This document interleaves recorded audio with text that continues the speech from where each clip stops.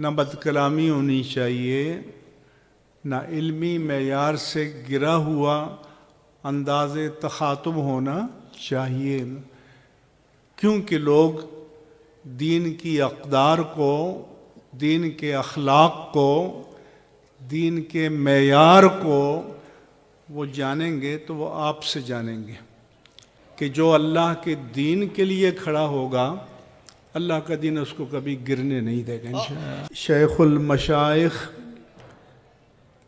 حضرت قبلہ میاں محمد حنفی سیفی صاحب دامت برکاتہم،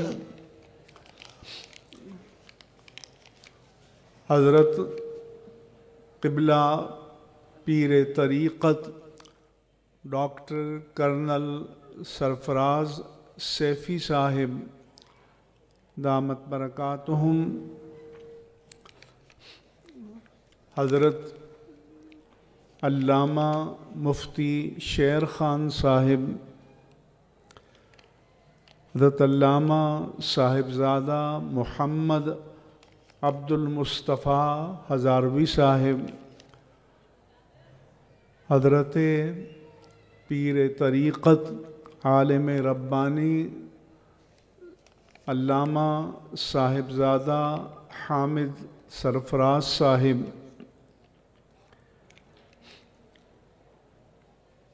جامعہ محمدیہ سیفیہ کی فروع یعنی برانچز کے محتمین حضرات، شیوخ الحدیث اور اسٹیج پر میرے دائیں بائیں رونق افروز تشریف فرما شیوخ الحدیث، مفتیان کرام، علماء ربانی، خطباء ملت، اس جامعہ محمدیہ سیفیہ راوی ریان للطلبہ والطالبات کی جملہ قابل صد احترامات و تکریمات حضرات اساتذہ کرام، آج جامعہ محمدیہ سیفیہ کی مختلف فروع سے اور مرکز سے مسند فضیلت پر فائز ہونے والے علماء کرام حفظ و قرأت و تجوید اور تکمیل حفظ قرآن کریم کی سعادت سے فیضیاب ہونے والے حفاظ کرام اور ان کے ان علماء اور حفاظ کے تمام اعزاء، اقارب، احباب جو ان کی حوصلہ افزائی کے لیے تشریف لائیں، اس مرکز رشد و ہدایت سے نسبت رکھنے والے تمام اہل عقیدت، اہل محبت، اہل نسبت، طریقت و سلوک کے وابستگان اور معزز حاضرین مجلس، السلام علیکم ورحمۃ اللہ وبرکاتہ۔ یہ درست ہے کہ میں نے کوئی 2 عشرے سے زائد قبل حضرت شیخ المشائخ پیر محمد میاں سیفی حنفی صاحب دامت برکاتہم سے شاید کندیاں شریف میاں والی میں ملاقات ہوئی تھی تو میں نے ان سے عرض کیا کہ ہمارا ملک کے اندر یا باہر مقابلہ ہے تو نعت خوانیوں اور قوالیوں کے میدان میں نہیں ہے، علم کے میدان میں ہے، ملک کے اندر بھی اور ملک سے باہر بھی۔ اس لیے آپ کو اللہ تبارک و تعالیٰ نے ایک مرجعیت اور مرکزیت اور وجاہت عطا فرمائی ہے، تو آپ اس ساری مرجعیت اور مرکزیت و وجاہت کو علوم دینیہ کے فروغ کے لیے کام میں لائیں،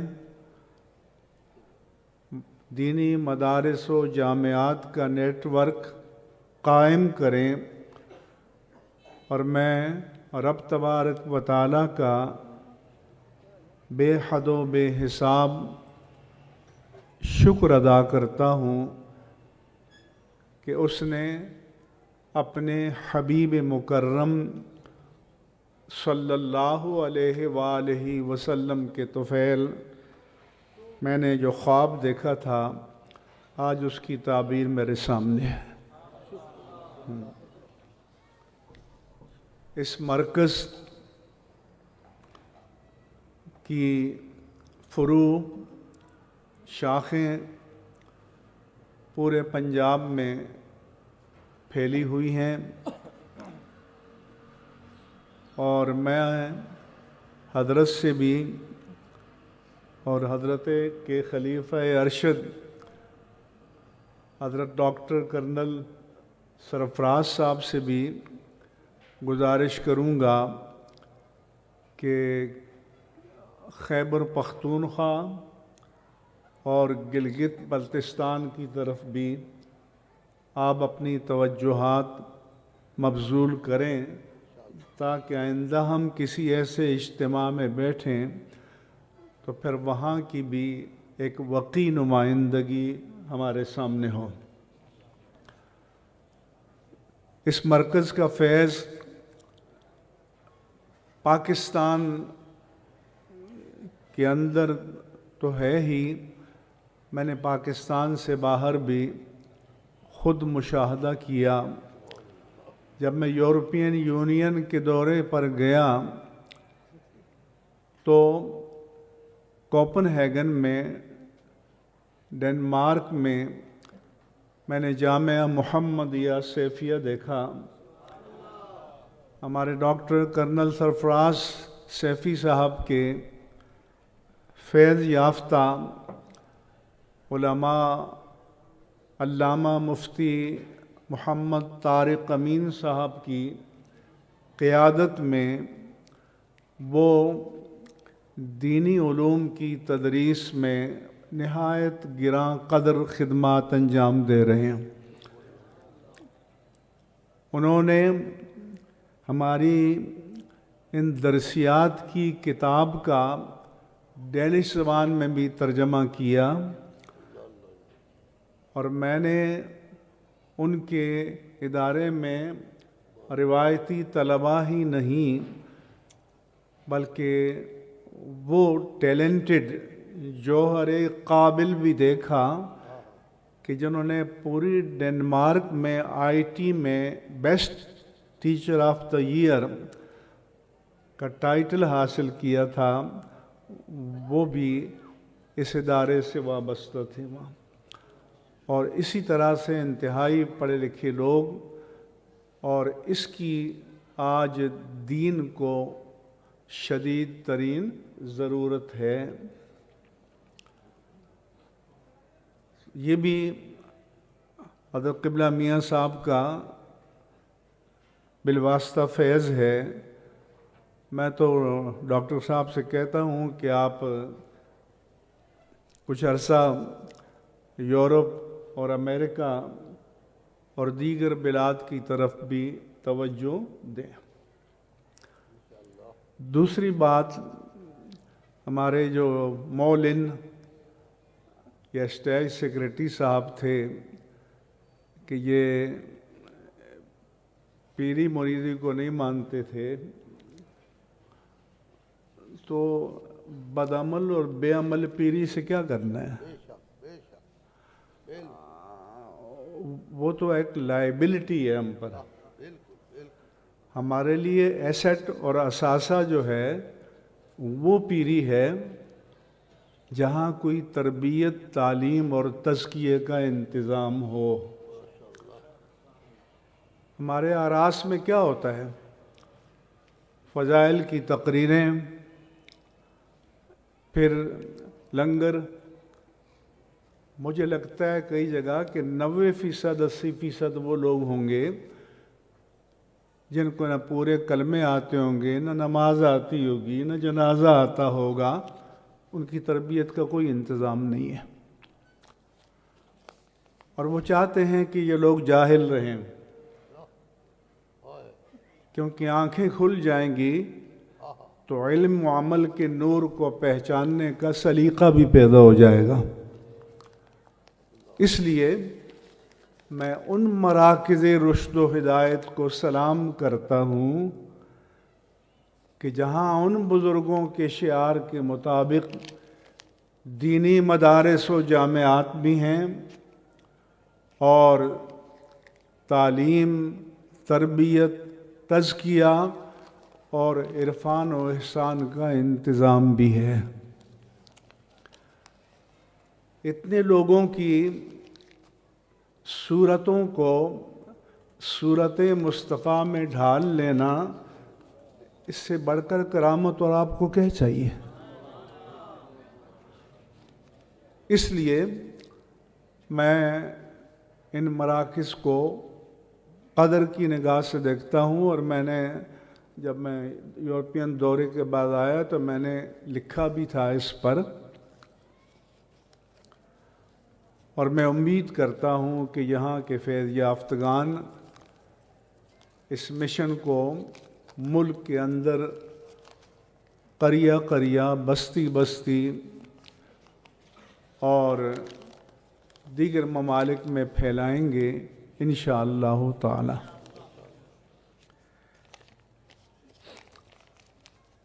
ایک لمبا عرصہ ہم نے اس ملک میں مسلکی خلافیات میں رہتے ہوئے گزارا، اور اس شعبے میں ہمارے ہاں ایک سے ایک سپر اسٹار، ایک سے ایک خطیب، ایک سے ایک مناظر موجود ہے، لیکن بجائے اس کے کہ ہم اس سے اوپر اٹھتے اور امت اور ملت کی طرف بھی دیکھتے، ہم نے اپنے آپ کو سمیٹا اور فی مابین المسلک اپنے لیے نئے جھگڑے تلاش کر لیے۔ یعنی ہم نے پھیلاؤ کی بجائے سمٹاؤ کو ترجیح دی، جس کے مظاہر آج آپ دیکھ رہے ہیں۔ آج جو عالم انسانیت اور امت کو چیلنجز ہیں، اس کا آپ کو اندازہ ہی نہیں ہے، اور ہمارے ڈاکٹر کرنل سرفراز سیفی صاحب کے صاحبزادے ڈاکٹر محمد معظم سیفی صاحب، جو انگلینڈ سے، جنہوں نے آرٹیفیشل انٹیلیجنس میں PhD کیا ہے، ابھی آج یہاں تشریف فرما ہیں، ان سے میں استفادہ کرتا رہتا ہوں ان چیزوں کو کنفرنٹ کرنے کے لیے، ان چیلنجز کو، اور پہلے ان کو سمجھنے کے لیے۔ یہ جو سوشل میڈیا کا طوفان ہے، جس سے ہمارے حکمران بھی لرز رہے ہیں، آپ کو اندازہ نہیں ہے ہمارے حکمران تو کس کھیت کی مولی ہیں۔ ابھی امریکہ کے سابق صدر بائیڈن نے اپنا دورانیہ ختم ہونے سے پہلے 3 دن پہلے قوم کو ایڈریس کیا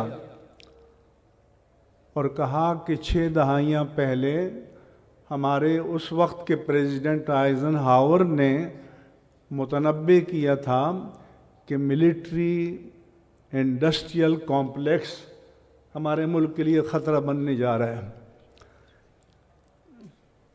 ملٹری انڈسٹریل کمپلیکس کا آپ ترجمہ کریں تو وہ اسٹیبلشمنٹ ہی بنتا ہے آج کے دور میں۔ مگر اس نے کہا کہ اب ٹیکنالوجیکل انڈسٹریل کمپلیکس جو ہے وہ اب اس سے بھی بڑا خطرہ ہے، اور میں اس کے بارے میں متنبع کر رہا ہوں۔ نہ ہماری تہذیب محفوظ، نہ اقدار محفوظ، نہ کوئی راز ہمارا محفوظ، نہ ہم اپنے گھر میں محفوظ۔ آپ کو اندازہ ہے کہ جب جو اس وقت کی سپر پاور امریکہ کا صدر یہ کہے کہ میں اپنے بیڈ روم میں، کامن روم میں، واش روم میں بھی محفوظ نہیں ہوں، تو اپنے بارے میں تو آپ خود سوچ سکتے ہیں۔ اس لیے ہمارے لیے چیلنجز بہت ہیں۔ ابھی جو آپ نے صحیح بخاری کی آخری حدیث کا درس سنا، میں اسے امام محمد بن اسماعیل بخاری کی کرامت سے تعبیر کرتا ہوں۔ کیوں؟ ان کا دور تو 194 سے 256 ہجری تک ہے۔ تب تک اقلیات کا یا سائنس اور ٹیکنالوجی کا کوئی چیلنج سامنے نہیں تھا، مگر جس فتنے کے بارے میں انہوں نے ہمیں خبردار کیا تھا کہ جو شہر بخاری میں داخل ہو اور بخاری کی تفصیلی علمی اور فکری سیاحت کرتے کرتے جب الوداع کرنے پر آئے تو آخری باب میں امام بخاری نے بتایا کہ آگے یہ چیلنج آنے والے ہیں۔ باب قول اللہ عز وجل وَنَضَعُ الْمَوَازِينَ الْقِسْطَ لِيَوْمِ الْقِيَامَةِ وَأَنَّ أَعْمَالَ بَنِي آدَمَ وَقَوْلُهُمْ يُوزَنُ، یہ ان کی بصیرت ہے۔ تو اتقوا فراست المؤمن فإنه ينظر بنور اللہ، اس کو فراست مومنانہ کہتے ہیں کہ صدیوں بعد جو فتنے ظہور پذیر ہونے والے ہیں ان کے بارے میں پہلے متنبع کر دیا جائے۔ اشراط الساعہ اور کتاب الفتن کیا ہے؟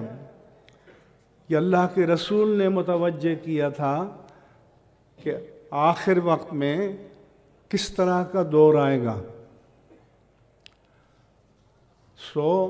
انہوں نے بتایا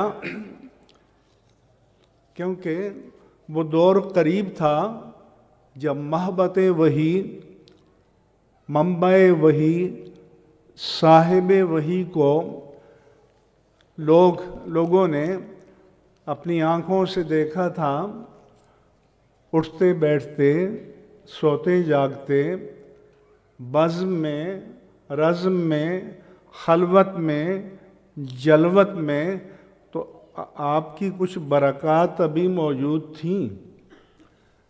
وہ جو کہا گیا کہ ہر کوئی فدا ہے بن دیکھے، دیدار کا عالم کیا ہوگا، جب حسن تھا ان کا جلوہ نما، انوار کا عالم کیا ہوگا۔ تو پھر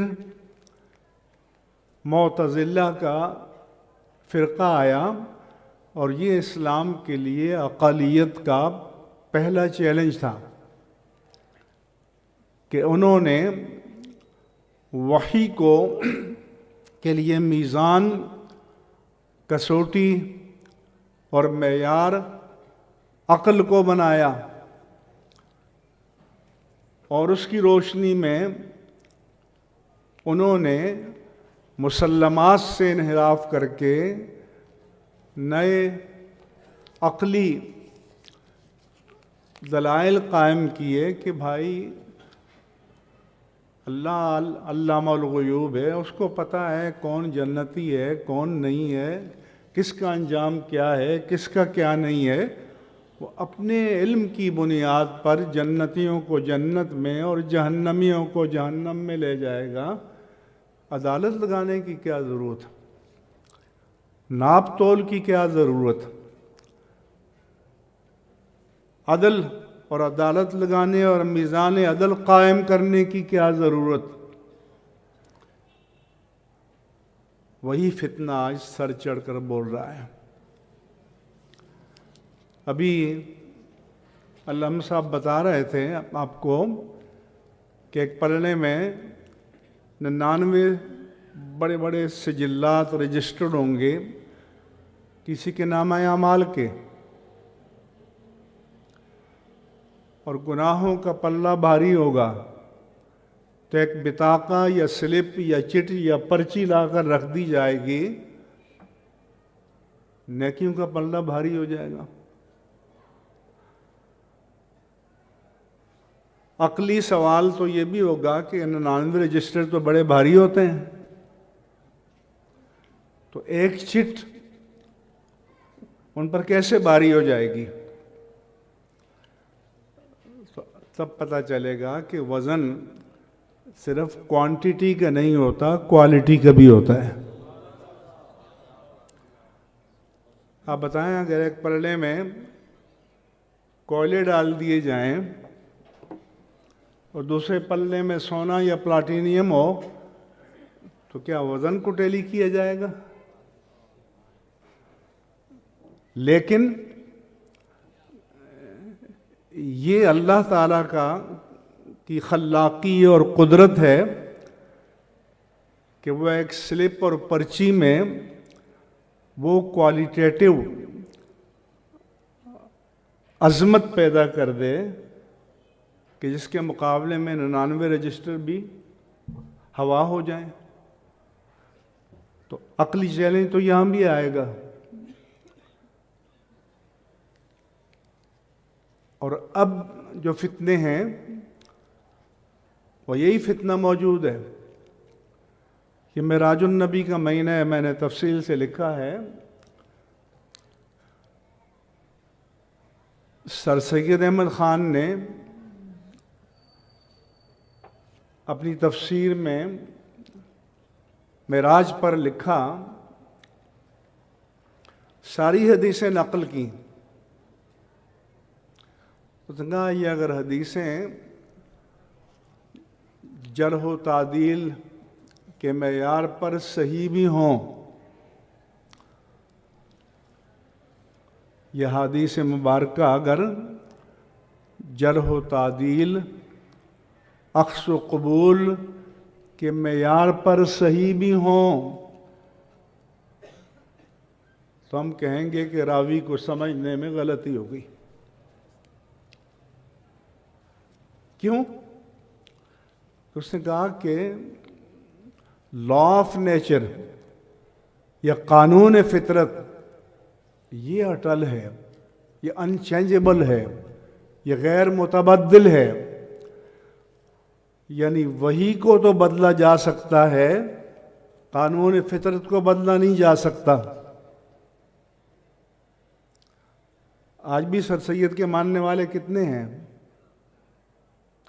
تو ان کا کہ لا آف نیچر یہ ہے کہ آپ کوئی جسمانی چیز اوپر پھینکیں وہ فضا میں معلق نہیں ہوگی، واپس زمین پر آ جائے گی۔ یہ ہوائی جہاز خلائی جہاز یہ تو آلات کی مدد سے چل رہے ہیں، سیٹلائٹس بھی ہیں، تو لہذا جسمانی معراج جو ہے وہ لا آف نیچر کے خلاف ہے،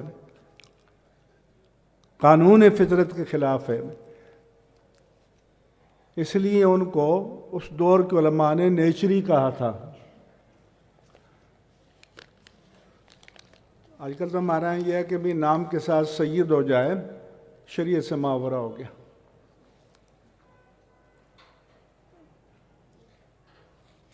سادات کی عظمت ہمارے سروں پر، لیکن وہ عظمت ایمان کے ساتھ مشروط ہے، وہ عظمت عقائد حقہ صحیحہ کے ساتھ مشروط ہے۔ ورنہ آج بھی مان لو سر سید کو، سید احمد بریلوی کے نام کے ساتھ بھی سید تھا،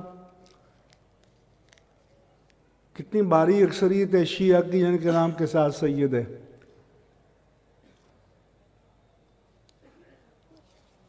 تو شریعت کی حاکمیت یہ بنیادی چیز ہے۔ امام اہل سنت نے تو لکھا ہے کہ ہم سید کی تعظیم کرتے ہیں تو اس کے شخص کی وجہ سے نہیں، بلکہ تاجدار کائنات کی نسبت کی وجہ سے کرتے ہیں۔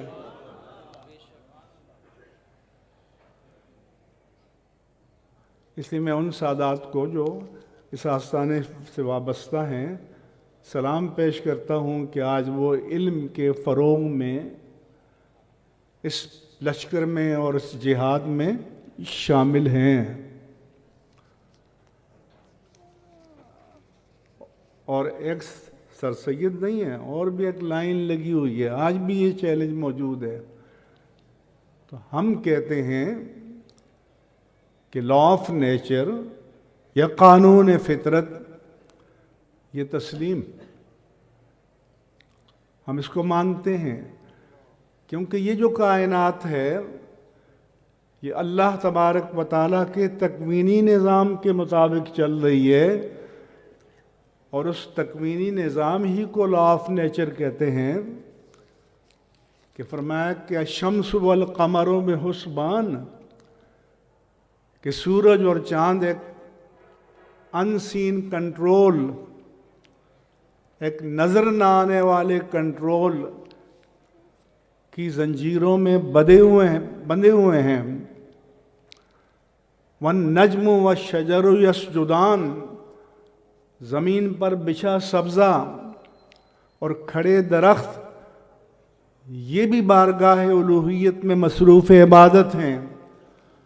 للشمس ينبغي لها ان تدرك القمر ولا الليل سابق النهار۔ یہاں تو 10 گاڑیاں چلاؤ تو ایکسیڈنٹ ہو جاتا ہے، اللہ فرماتا ہے کہ اس فضا میں کتنے سیارے ثوابت تیر رہے ہیں، اور بہت بڑا مظہر سورج ہے، لیکن فرمایا کہ سورج کی مجال نہیں کہ جاتے جاتے چاند سے جا ٹکرائے، کلین ہو جائے، تصادم ہو جائے۔ سورج اپنے محور و مدار سے ہل ہی نہیں سکتا۔ وَلَا اللَّيْلُ سَابِقُ النَّهَارِ، اور دن اور رات کا جو روٹیشن ہے، گردش لیل و نہار، یہ بدل نہیں سکتی۔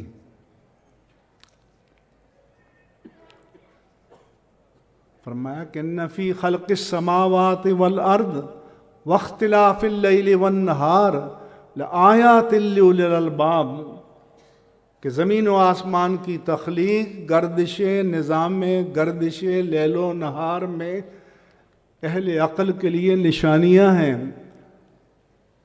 وہ اہل عقل کون ہیں؟ الذین یذکرون اللہ قیاما وقعودا وعلی جنوبہم، جو اٹھتے بیٹھتے سوتے جاگتے چلتے پھرتے سیفیوں کی طرح ذکر کر رہے ہوتے ہیں۔ تو جب آپ کھڑے ہو کر ذکر کرتے ہیں تو آپ کا ذکر تو شعوری ہے، آپ کا ذکر تو اختیاری ہے۔ آپ اللہ تعالیٰ کی اس تمام مخلوق کی ذکر کی امامت کر رہے ہوتے ہیں کہ جو حالت قیام میں مصروف عبادت ہیں، اور کروٹوں کے بل لیٹے بیٹھے ہوئے وَيَتَفَكَّرُونَ فِي خَلْقِ السَّمَاوَاتِ وَالْأَرْضِ، اور کارخانہ قدرت میں جو اللہ کی حکمتیں ہیں ان میں ایک توازن ہے، ایک تناسب ہے، ایک کنٹرول ہے، اس میں غور کرتے ہیں، اور غور کر کے ان میں اور ہم میں فرق کیا ہے، اور ان کے سائنسدان ماہرین طبیعیات بھی کرتے ہیں، لیکن اسٹیفن ہاکنگ جو اس دور کا سب سے بڑا ماہر طبیعیات کہا جاتا ہے، اس نے کہا میں نے خلاؤں کا مشاہدہ کیا، آگے انتہا پر ایک بلیک ہول کالا گڑھا ہے، اس میں جو چیز جاتی ہے اس کے بعد پتہ نہیں چلتا، لیکن خدا مجھے کہیں نظر نہیں آیا۔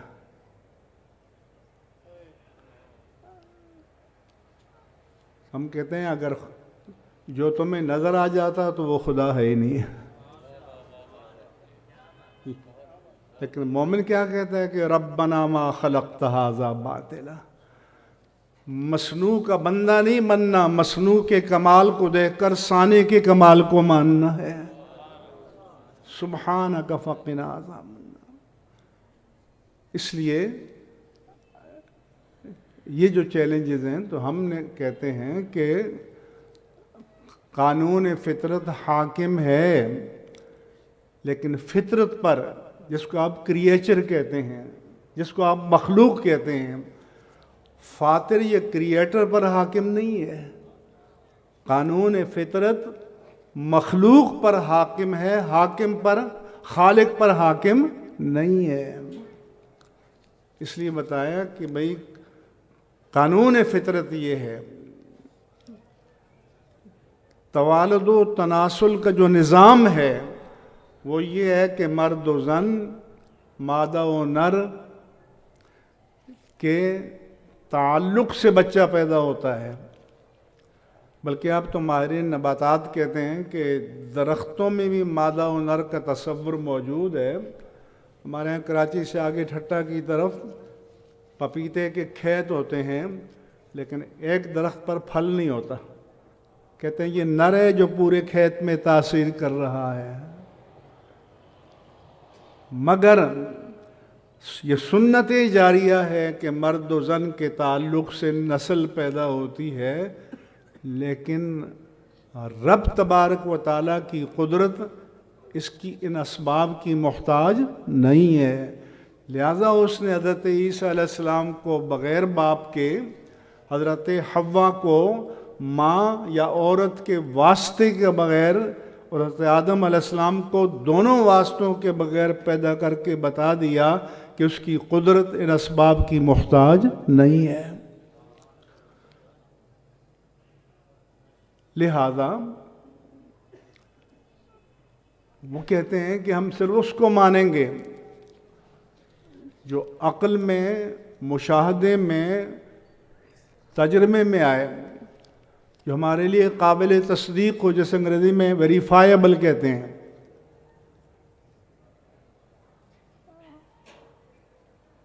تو ہم کہتے ہیں کہ تم ایک عقل کی بات کرتے ہو، کائنات کی جو عقلی مخلوق ہے، انسان، اجنہ، ملائک، روز اول سے آج تک اور قیامت تک آنے والوں کی سب کی عقلوں کو جمع کیا جائے تو اللہ کی ذات تو اس میں نہیں سمائے گی، اس کی تو کوئی ابتدا و انتہا نہیں ہے۔ تو ہمیں اس انسان سے واسطہ ہے جو عقل کو بھی، اپنے الوہیت کو بھی اپنے میزان میں تولنا چاہتا ہے۔ سو ہمارا اور آپ کی ذمہ داری یہ ہے کہ ہم اس دور کے تقاضوں کو سمجھیں، اور مجھے خوشی ہوتی ہے کہ یہاں انجینئرز، ڈاکٹرز، پڑھے لکھے لوگ آتے ہیں۔ اس لیے 100، 500، 1000 کے ہجوم کے مقابلے میں ایک صاحب کمال کو آپ اسیر کر لیں، وہ سب پر بھاری ہو جائے گا۔ چاہتا ہوں کہ اللہ تعالیٰ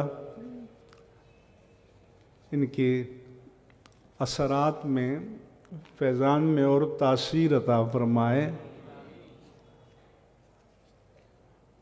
اور انسانیت نے سب حاصل کر لیا، اور آگے ان کو بھی نہیں پتا کہ آگے ارتقاء کی منزلیں کہاں کہاں تک جانی ہیں، لیکن اس جدید انسانیت کے پاس جسم کی راحت، تعیش، اس کی تو بہت سامان ہیں، عقل کی آوارگی کی بھی بہت سامان ہیں، لیکن روح کی تسکین کا ان کے پاس کوئی سامان نہیں ہے۔ لہذا یہ امت کا کام ہے کہ اس خلا کو پر کریں، اور اس خلا کو کب پر کریں گے؟ جب اس دور کے انسان کے ذہن کو ہم اور آپ پڑھنے کے قابل ہو جائیں گے۔ اسی تو اللہ نے فرمایا کہ مَا أَرْسَلْنَا مِن رَّسُولٍ إِلَّا بِلِسَانِ قَوْمِهِ، کہ ہم نے جو بھی رسول بھیجا اپنی قوم کی زبان دے کر بھیجا، تو اس لیے آپ کو اپنے عہد کی زبانیں بھی جاننا ضروری ہے۔ اسی آیت کے تحت میں نے ابھی لکھا ہے، چھپا نہیں ہے، کہ قرآن تو کہتا ہے کہ وَمَا أَرْسَلْنَا مِن رَّسُولٍ إِلَّا بِلِسَانِ قَوْمِهِ، تو ان انبیاء کرام کی تو اقوام محدود تھیں، زمانہ محدود تھا، آپ کے مخاطبین تو پوری عالم انسانیت ہے، قیامت تک کی انسانیت ہے، تو آپ اس کی تطبیق کیسے کریں گے؟ دوسرا جو پیغام دینا چاہتا ہوں وہ یہ ہے کہ آپ نے تکمیل حدیث کی ہے۔ آج کے جو متجددین ہیں وہ بڑے سمجھدار ہیں۔ پہلے تو آتے تھے نا، میں حدیث کو نہیں مانتا، یہ سمجھتے ہیں اگر ہم کہیں گے ہم حدیث کو نہیں مانتے تو لوگ لٹ لے کے کھڑے ہو جائیں گے۔ وہ یہ کہتے ہیں کہ حدیث اتھارٹی نہیں ہے، حدیث حجت نہیں ہے۔ جاوید غامدی صاحب کہتے ہیں حدیث سے کوئی عقیدہ ثابت نہیں ہوتا، تو پھر تاریخ رتب و یابس کا مجموعہ، آپ کی مرضی، جس چاہ کو لینا چاہے لے لیں، جس کو چھوڑنا چاہیں چھوڑ لیں۔ آپ کی ذمہ داری یہ ہے کہ یہ بتانا ہوگا کہ حدیث کے بغیر قرآن، اور صاحب کتاب کے بغیر کتاب سے مکمل ہدایت نہیں مل سکتی۔ یہ جاننے کی ضرورت ہے۔ تو فتنہ یہ ہے کہ کتاب کا رشتہ صاحب کتاب سے توڑ دیا جائے۔ جب کتاب کا رشتہ صاحب کتاب سے توڑ دیں تو پھر قرآن دیوان غالب، دیوان حافظ، جو بھی دے دیں، جو مانا چاہے بیان کرے۔ اس غامدی صاحب کہتے ہیں کہ میرے ذہن کے مطابق تو اس کا مطلب یہ ہے۔ تو ہم کہتے ہیں کہ قرآن کو سمجھنے کے لیے اس ذہن کو پڑھنا ہوگا جس پر قرآن نازل ہوا ہے،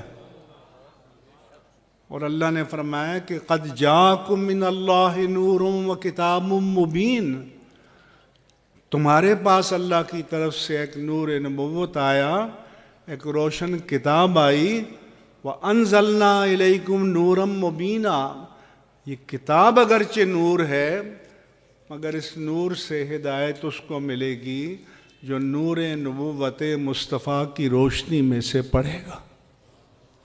اس لیے نور نبوت کا ذکر پہلے کیا اور کتاب مبین کا ذکر بعد میں کیا، کیونکہ ذات پاک کی نبوت سے تعلق توڑ پر کر جو قرآن کو پڑھے گا تو یضل بہ کثیرا و یہدی بہ کثیرا۔ اس لیے آپ نظر کی بات کر رہے تھے، فیضان نظر کی۔ اقبال نے بھی کہا ہے کہ یہ فیضان نظر تھا یا کہ مکتب کی کرامت تھی، سکھائے کس نے اسماعیل کو آداب فرزندی۔ وہ کہتے ہیں کہ حضرت اسماعیل علیہ السلام نے کسی مکتب میں، یونیورسٹی میں، کسی جامعہ میں بیٹھ کر تو آداب فرزندی نہیں سیکھے تھے، تو کس سے سیکھا؟ تو یہ نگاہ نبوت ابراہیمی کا فیضان تھا۔ تو جب نگاہ نبوت ابراہیمی کا فیضان یہ ہے تو نگاہ امام الانبیاء کا فیضان کیا ہوگا؟ اس کی وسعتوں کا اندازہ آپ نہیں لگا سکتے۔ اس لیے قرآن کو بھی ہم سمجھیں گے تو صاحب قرآن کے مکتب میں بیٹھ کر، اور صاحب قرآن کا مکتب یا کتب احادیث ہے۔ حضرت یعلا نے حضرت فاروق اعظم سے پوچھا کہ اللہ فرماتا ہے وَإِذَا ضَرَبْتُمْ فِي الْأَرْضِ فَلَا جُنَاحَ عَلَيْكُمْ أَن تَقْصُرُوا مِنَ الصَّلَاةِ، پیچھے وَإِن جَاءَكُمْ أَحَدٌ مِّنكُم مِّنَ الْغَائِطِ وَلَامَسْتُمُ النِّسَاءَ بھی ہے۔ تو یہاں یہ فرمایا کہ جب تم زمین میں سفر کرو تو تم پر کوئی حرج نہیں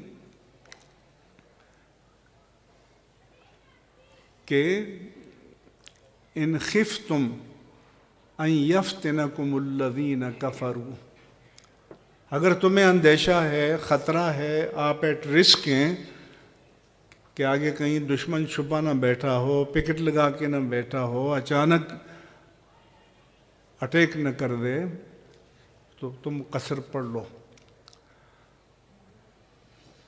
یعلا بن امیہ کہتے ہیں کہ میں نے عمر فاروق سے پوچھا کہ قرآن تو کہتے ہیں کہ ان خفتم ان یفتنکم الذین کفروا، جب تمہیں کافروں کا ڈر ہو کہ آل آف اے سڈن کہیں سے اٹیک نہ کر دیں تو تم قصر پڑھ لو۔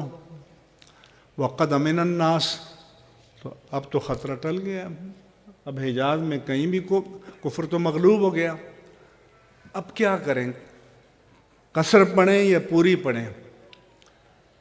حضرت فاروق اعظم نے فرمایا کہ عجبت مما عجبت منہ، اے یعلا جس چیز پر تمہیں تعجب ہوا مجھے بھی ہوا تھا، اور میں نے اللہ کے رسول سے یہ سوال کیا تھا کہ اب فَقَدَ مِنَ النَّاسِ، اب کیا کریں؟ تو اللہ کے رسول نے کہا کہ صدقۃ تصدق اللہ بہا علیکم فاقبلوا صدقتہ، کہ اللہ پاک کا تم پر احسان ہے، اللہ کے اس احسان کو قبول کر لو۔ تو اس سے معلوم ہوا کہ ان خفتم ان یفتنکم الذین کفروا، یہ قید احترازی نہیں ہے، یہ قید اتفاقی ہے۔ تو اب یہ قرآن کس سے پڑھا گیا؟ تو قرآن صاحب قرآن سے پڑھا۔ تو سوال پیدا ہوتے تھے تب بھی۔ حضرت عبداللہ بن مسعود جن کا تفسیر میں بڑا نام ہے، عبداللہ بن عباس رضی اللہ عنہما، تفسیر میں بڑا نام ہے آپ کا، اب تو آپ کی تفسیر ابن عباس بھی چھپ گئی ہے۔ تو ان سے پوچھا گیا کہ وہ تو تھے بھی باقی صحابہ کے مقابلے میں ینگ تھے، پوچھا کہ یہ جو اتنا ذخیرہ علم قرآن فہمی کا آپ نے کس سے حاصل کیا، کیسے معلوم آپ کو؟ انہوں نے کہا کہ قلب عقول و لسان سعول، ایک تو میرا جو دماغ تھا اللہ نے بڑی فہم عطا کی تھی، دوسرا جہاں تشنگی ہوتی میں سوال کرتا تھا۔ انما شفاء العی السؤال، کہ جو کسی حکمت کو سمجھنے میں عاجز آ جائے تو سوال کرے۔ فَاسْأَلُوا أَهْلَ الذِّكْرِ إِن كُنتُمْ لَا تَعْلَمُونَ، اگر تم نہیں جانتے کسی معاملے کو، کسی مسئلے کو، تو اہل علم سے پوچھو۔ لیکن یہ بھی نہیں ہے کہ سوال جو ہے شیطنت کے لیے، اپنی تعلی کے لیے کیا جائے۔ نہا رسول اللہ صلی اللہ علیہ وسلم عن سؤال وہات وآت، حضور نے بے مقصد سوال کرنے سے منع فرمایا ہے۔ تو جن کے درمیان قرآن نازل ہو رہا تھا، تو وہ اس قرآن کو جو عربی میں تھا، اور وہ بھی عربی جاننے والے تھے، لیکن وہ اس کو صاحب قرآن سے پڑھتے تھے اور سمجھتے تھے۔ اس لیے آپ ایک تو آج یہ نہ سمجھیں کہ آپ علم میں کامل ہو گئے۔ کامل تو ہم بھی نہیں ہیں، ہم بھی طالب علم ہیں۔ آپ یہ سمجھیں کہ آج سے ہمارے طلب علم کا آغاز ہوا ہے۔ آج سے ہماری منزل کا، آج سے ہمارے علم کا سفر شروع ہوا ہے۔ دوسرا یہ ہے کہ سوشل میڈیا کی آفت نے لوگوں کو کتاب سے جدا کر دیا ہے۔ کتاب سنت الہیہ ہے۔ کتاب سے آپ کا تعلق کبھی بھی نہیں ٹوٹنا چاہیے۔ کتاب سے آپ کو جڑے رہنا ہوگا۔ اور جیسے ہمارے فقہا نے کہا کہ الماء الراکد، کہ کہیں جوہر میں پانی جمع ہو جائے، اس میں کچرا ناپاکی آتی ہے، وہ ناپاک ہو جاتا ہے۔ لیکن اگر مائع جاری ہے، پانی بہہ رہا ہے، وہ پانی پاک ہے۔ تو اگر آپ مطالعہ چھوڑ دیں گے تو آپ کے علم کی مثال الماء الراکد کی ہوگی۔ خود بھی گمراہ ہوں گے، دوسروں کو بھی گمراہ کریں گے۔ لیکن اگر آپ کا مطالعہ اور طلب علم جاری رہے گا تو آپ کا علم مائع جاری کی مانند ہوگا۔ آپ کے پاس دلیل ہوگی، استدلال ہوگا، اور جو بدعقیدگی کی ناپاکیاں اور خس و خاشاک ہیں وہ بہہ کر چلے جائیں گے۔ اس لیے آپ تو چونکہ سلسلہ ارادت سے ہیں تو مرکز سے وابستہ رہنا ضروری ہے، لیکن میں طلباء سے بھی کہتا ہوں کہ انہیں اپنے اداروں کے ساتھ وابستہ رہنا چاہیے۔ اور ابھی جو پارلیمنٹ سے نیا قانون پاس ہوا ہے، اس میں یہ ہے کہ ایک اگر جامعہ محمدیہ سیفیہ رجسٹرڈ ہو جائے اور اس میں پاکستان میں 500 برانچز ہوں تو یہ ایک رجسٹریشن کافی ہو جائے گی۔ ابھی یہ صوبائی اسمبلیوں سے اس قانون نے پاس ہونا ہے، گزرنا ہے، لیکن ہم جو جنگ لڑ رہے تھے وہ مدارس کی آزادی اور حریت فکر و عمل کی، اور اس کے لیے ہم ایک عرصے سے میدان عمل میں موجود ہیں، کیونکہ اس سوسائٹیز ایکٹ کے تحت یہ جھوٹ بولتے ہیں کہ جی وہ وزارت صنعت کے ساتھ تھا، فلاں تھا۔ وزارت صنعت کے ہزاروں لاکھوں ادارے ہیں، رفاہ کے، فلاح کے، علم کے، تعلیم کے، ترقی کے اور مختلف کاموں کے، وہ سب اس قانون کے تحت رجسٹرڈ ہوتے ہیں۔ وزارت صنعت کی کوئی حکمرانی نہیں ہوتی، حکومت نے ایک ڈیسک قائم کر دیا، کل ان کو تکلیف ہو تو جامعہ محمدیہ سیفیہ میں ڈیسک قائم کر دیں، لیکن جب یہ رجسٹرڈ ہو جائے گا تو آپ پر کوئی اور قوت حاکم نہیں ہوگی، کوئی ڈائریکٹریٹ نہیں ہوگا آپ کے اوپر۔ آپ کی اپنی جو مینیجنگ باڈی ہے، ایگزیکٹو باڈی ہے، وہی با اختیار ہوگی. اپنے معاملے آپ اپنی ایگزیکٹو کے تحت آپ اپنے معاملے طے کریں گے, اپنے معاملے حل کریں گے. جو وزارت تعلیم کے ساتھ جڑ کر سمجھتے ہیں ٹھنڈی چھاؤں میں ہیں, وہ اس لیے ہیں کہ دھوپ میں ہم کھڑے ہیں. الحمدللہ اس لیے کہ ہم مزاحمت کے لیے کھڑے ہیں. ہم ہٹ جائیں تو ایک ڈپٹی ڈائریکٹر ان کو فارغ کرنے کے لیے کافی ہے. اس لیے آپ کو بھی, ہمیں بھی, اس مرکز کو بھی دینی مدارس و جامعات کی حریت فکر و عمل کے لیے ہمیشہ میدان میں کھڑے رہنا ہوگا. کیوں کہ یہ جو صورتیں نظر آتی ہیں یہ اس لیے نظر آتی ہیں کہ پاکستان میں دین ریاست کی غلامی میں نہیں ہے. اس لیے جب ہم سے کہا گیا کہ سعودیہ سے فتویٰ آ گیا, ازہر سے آ گیا, بغداد سے آ گیا, دمشق سے آ گیا, ترکی سے, فلاں سے آ گیا, آپ مساجد بند کر دیں. کچھ ہمارے دوست بھی ان کے ہم نوا ہو گئے تھے, مگر ہم نے اللہ پر توکل کیا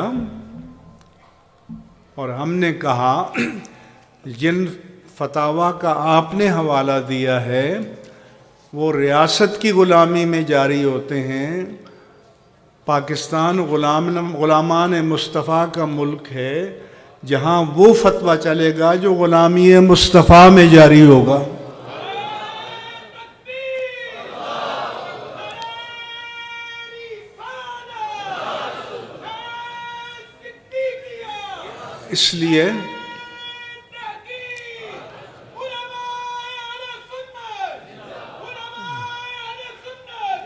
اس لیے آپ نے دیکھا کہ حرمین طیبین سمیت روئے زمین کی مسجدیں بند ہو گئیں, لیکن الحمدللہ پاکستان کی ایک مسجد بھی بند نہیں ہوئی. تو یہ کیوں ہوئی کہ دین آزاد ہے, مسند تدریس آزاد ہے, مسند افتاء آزاد ہے, مسند خطابت آزاد ہے, مسند رشد و ہدایت آزاد ہے. اور اس آزادی کا یہ بہت بڑی نعمت ہے اللہ پاک کی, اور اس کا تحفظ کرنا ضروری ہے. اس قوم نے تو یہ دیکھا کہ سب سے بڑی جو مخلوق عاشق رسول وہ نعت خواں اور قوال ہیں, لہذا نئے نئے بنڈل لا کے پھینکتے ہیں. تو اب میں پنجاب میں علامہ حامد سرفراز کو پتہ ہے کافی میں نے 2-3 مہینے بڑے پروگرام کیے, تو میں نے کہا کہ آپ اندھے ہو, جب ختم نبوت کا وقت آئے, ناموس رسالت کا وقت آئے, ناموس الوہیت کا وقت آئے, ناموس قرآن کریم کا وقت آئے, ناموس اہل بیت و اصحاب کا وقت آئے, تو کیا پہلی صف میں یہ نعتوں اور قوال ہوتے ہیں؟ کہیں دیکھا ہے؟ تو بڑے عاشق تو آپ ان کو مانتے ہیں. تو بڑا عاشق مصطفیٰ کا وہی ہے کہ اللہ کے پیارے مصطفیٰ کی شریعت پر اور اللہ کے دین پر حرف آئے, وہ میدان عمل میں کھڑا نظر آئے. اس لیے آپ جوان علماء, اور ہم یہ نہیں چاہتے کہ بھئی بس ہم ہی ہمیں نہیں, ہماری کامیابی اس میں نہیں ہے. ہماری کامیابی اس میں ہے کہ ایک جگہ خالی ہو تو اس کو پر کرنے والے 100 موجود ہوں, کیونکہ دین کا مشن جاری رہے گا. ہم سب فانی ہیں, دین باقی ہے, دین کی بقا کا جہاد جاری رہے گا. اس لیے ہمیں ہر دور میں رجال کار کی ضرورت رہے گی. اور مجھے اچھا لگتا ہے کہ جب ختم نبوت کا وقت ہو, ناموس رسالت کا ہو, تو پھر یہ سیفی پگڑیوں والے نظر آتے ہیں. نعرہ تکبیر, نعرہ رسالت, فیضان پیر ارچی مبارک. ورنہ پیرخانے تو بہت ہیں، لیکن انہوں نے ایک متحرک، توانا، ڈائنامک، پروگریسو یہ جماعت پیدا کی ہے، اور دین کو اس کی آج بھی ضرورت ہے، کل بھی تھی، اور ہمیشہ دین کی ضرورت رہے گی۔ لہذا یہ مرکز آباد رہنا چاہیے، اس میں اور توسیع ہونی چاہیے، دنیا بھر میں اس نیٹ ورک کی برانچز ہونی چاہیے، اور اس طرح کے متحرک، فعال اور دینی جذبے سے معمور اور محبت رسول سے معمور ہمیں رجال کار کی ضرورت ہمیشہ ہے، ہمیشہ رہے گی۔ اور دیگر پیرخانے بھی اگر دین کا مرکز بنانا چاہتے ہیں تو وہ بھی عملیت کی طرف آئیں۔ ایک تو صحیح العقائد ہوں، کیونکہ اس میں کمپرومائز نہیں ہوگا، اور دوسرا یہ ہے کہ فعال ہوں۔ ٹھیک ہے، ٹائم ہو گیا؟ نہیں، ٹھیک ٹھیک۔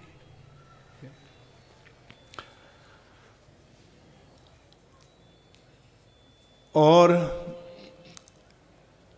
اس کے ساتھ ساتھ میرا آپ کو مشورہ ہے کہ آپ کم از کم ایک تفسیر، ایک حدیث اور شرح حدیث از اول تا آخر لفظاً لفظاً پڑھیں، بین السطور کے ساتھ، حاشیے کے ساتھ اور شروح کے ساتھ پڑھیں۔ آپ کو ملکہ ہونا چاہیے، آپ کو عبور ہونا چاہیے،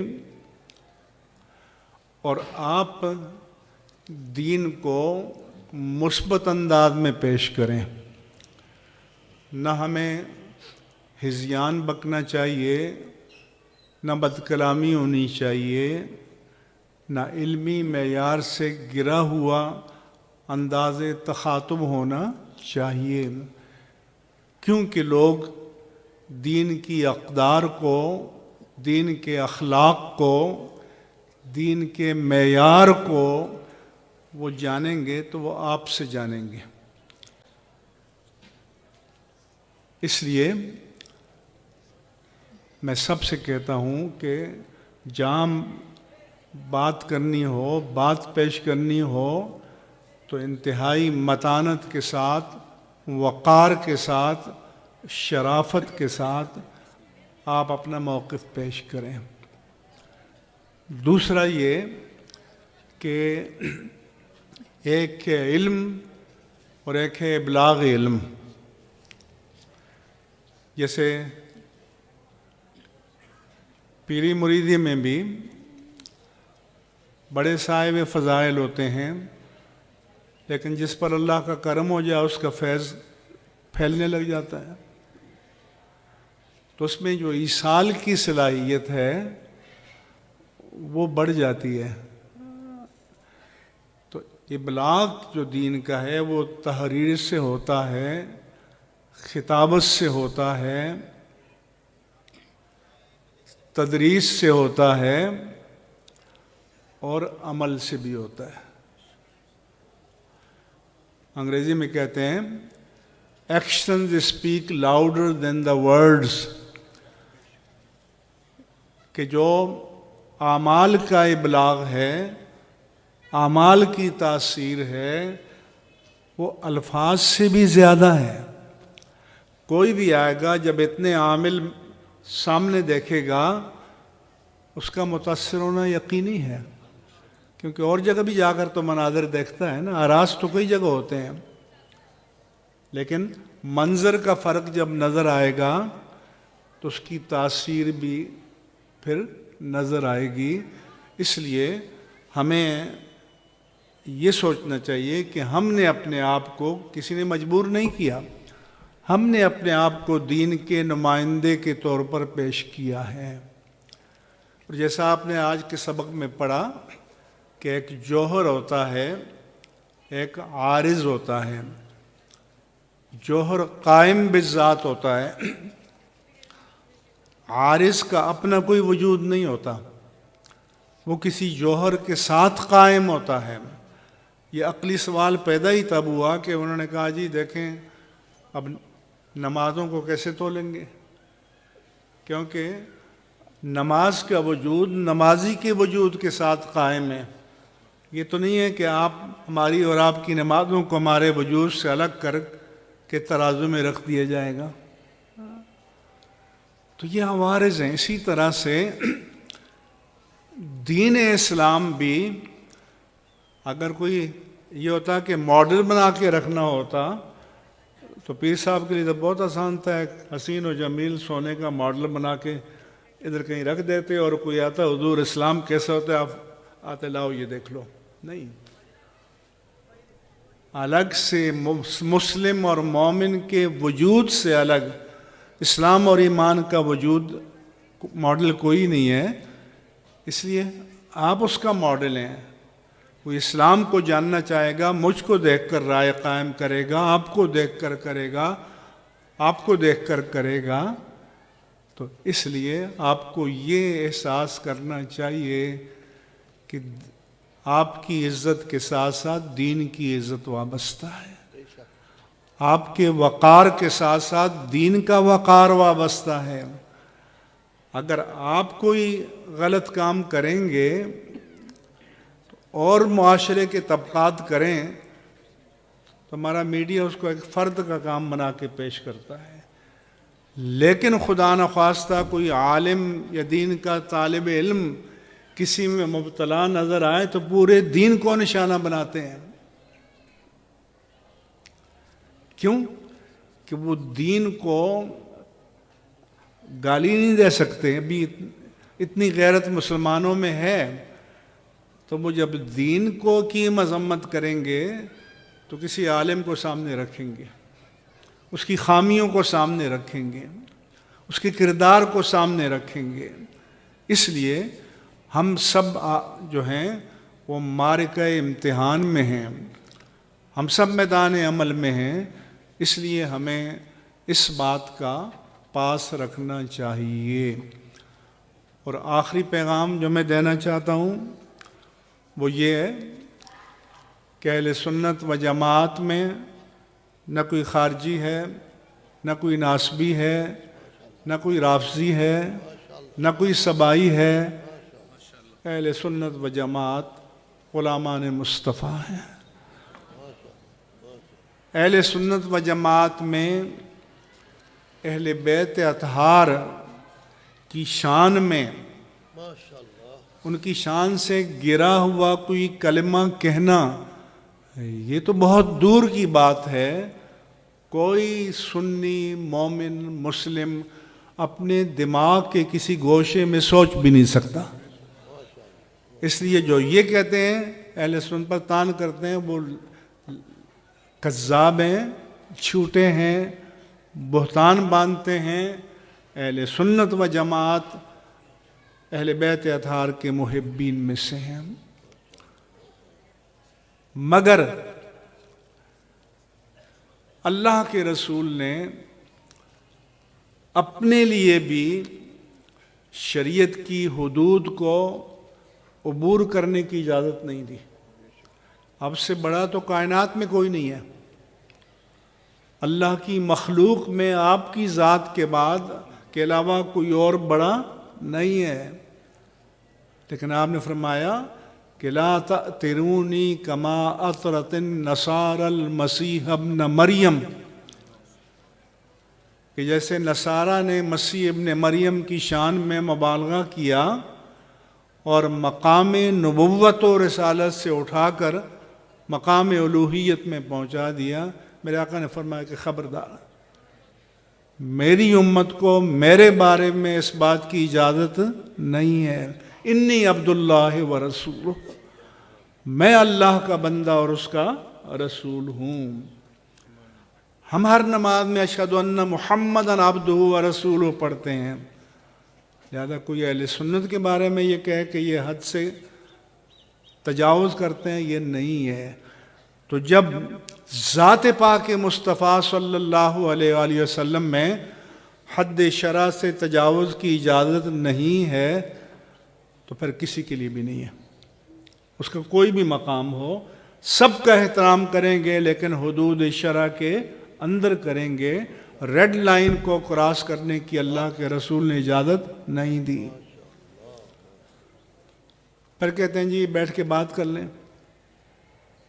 کیا بیٹھ کے اس پر بات کریں کہ محمد ابو طالب میں ضم ہوئے یا نہیں ہوئے؟ یہ بات کا موضوع ہے.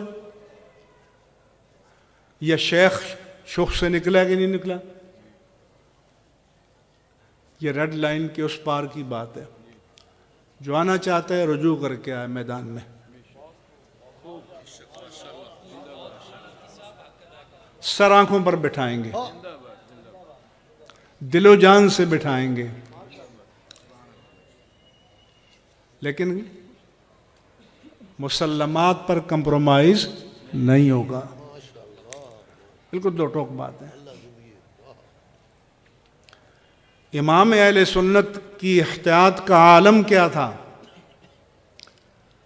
کہ ان کے خانوادے کے علامہ تقدس علی خان رحمہ اللہ تعالی نے ایک مجلس میں ہمیں بتایا کہ ایک واعظ امام اہل سنت کے سامنے معراج پر تقریر کر رہے تھے.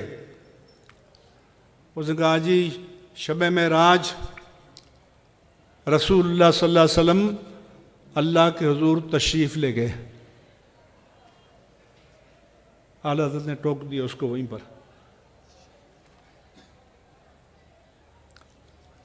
کیونکہ میں کہوں کہ پیر صاحب میرے یہاں تشریف لائیں تو اس کا مطلب ہے کہ آپ کے آنے سے مجھے شرف ملے گا, آپ کے آنے سے مجھے عزت ملے گی, آپ کے آنے سے مجھے وقار ملے گا.